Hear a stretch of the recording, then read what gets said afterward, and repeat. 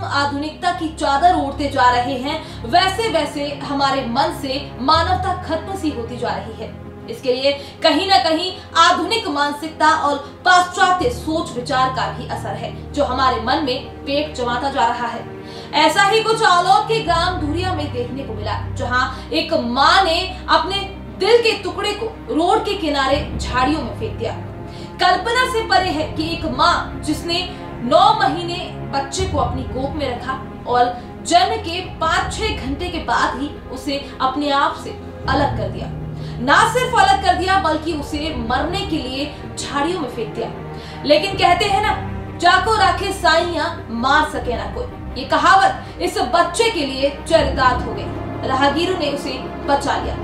उस माँ की क्या मजबूरी रही होगी ये तो वो ही जाने, लेकिन ये दिल दहला देने वाला दृश्य गांव के रमेश ने देखा।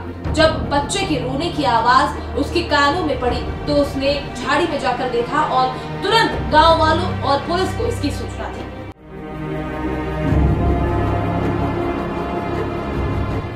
एक बार फिर आलोट क्षेत्र में मानवता शर्मसार हो गई।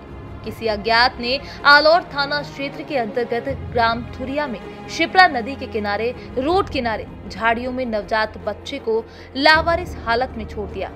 गांव के ग्रामीण रमेश हाडा ने एक नवजात बच्चे के रोने की आवाज सुनी तो उसने गांव के ही किशोर सिंह परिहार को बताया और तुरंत ही गांव से 40 से 45 ग्रामीण घटना स्थल पर पहुंचे और देखा कि बच्चा जीवित है। जिस नवजात बच्चे को अज्ञात लोग छोड़कर गए, उसकी सूचना ग्रामीणों द्वारा पुलिस और 108 को फोन करके दी गई। सूचना मिलने पर आलोट पुलिस शासकीय अस्पताल की टीम पहुंची और बच्चे को सुरक्षित शासकीय अस्पताल लेकर आई, जहां बच्चे को गहन चिकित्सा इकाई में रखा गया, जहां पर डॉक्टर और नर्सों के द्वारा बच्चे की देखभाल की जा रही है। आलोट स्वास्थ्य केंद्र में डॉक्टर कादिर के अनुसार बच्चे का जन्म 5 से 6 घंटे पहले ही हुआ है। इस तरह सुनसान जगह पर नवजात को लावारिस छोड़कर अज्ञात लोग फरार हो गए। गनीमत रही कि राहगीरों ने बच्चे के रोने की आवाज सुन ली, अन्यथा जंगली जानवर नवजात बच्चे का शिकार बना सकते थे।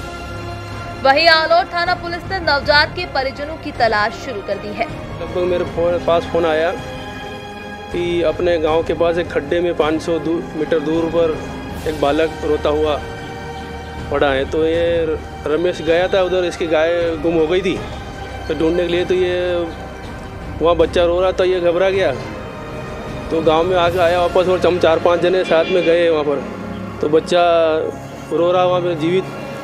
तो हमने फिर 108 को फ़ोन लगाया और बच्चे को हम लेके गांव में आ गए हनुमान मंदिर पर।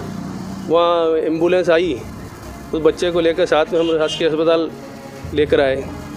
लगभग 8 बजे मुझे टीआई साहब का कॉल आया कि एक नवजात शिशु धुरिया के जंगलों में मिला है। तो अपन ने यहाँ से एम्बुलेंस भेजी और साथ में पुलिस कर्मचारी भी गए।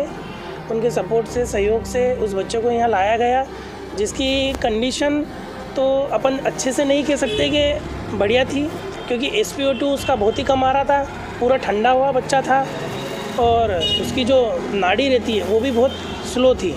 अपन यहाँ पे उसको ऑक्सीजन में रखा, उसको फीडिंग करवाई और उसको NBOC में मशीन में रखा, जो कि बच्चा अभी स्वस्थ है, उसका SpO2 भी अच्छा आ रहा है और यहीं उसकी देखभाल हो रही है NBOC में। सर, उक्त मामले को कुछ आला अधिकारियों के संज्ञान में डाला गया या कौन विभाग देखेगा इस मामले को? जैसे मेरी जिले पे बात हुई है, जो महिला बाल विकास वाले रहते हैं उनसे भी बात हुई है और जो SNCU देखते हैं इंचार्ज हैं जिले में, उनसे भी बात हुई है।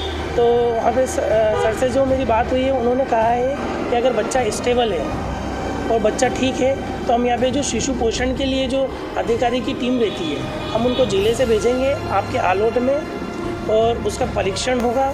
अगर बच्चा स्वस्थ है तो उसे वो शिशु पोषण वाले ले जाएंगे। अगर उसमें थोड़ी सी भी अगर कुछ लगता है कि हाँ इसको हेल्थ की केयर की ज़रूरत है या कोई सपोर्टिव ट्रीटमेंट की ज़रूरत है तो उसको SNCU में रखा जाएगा।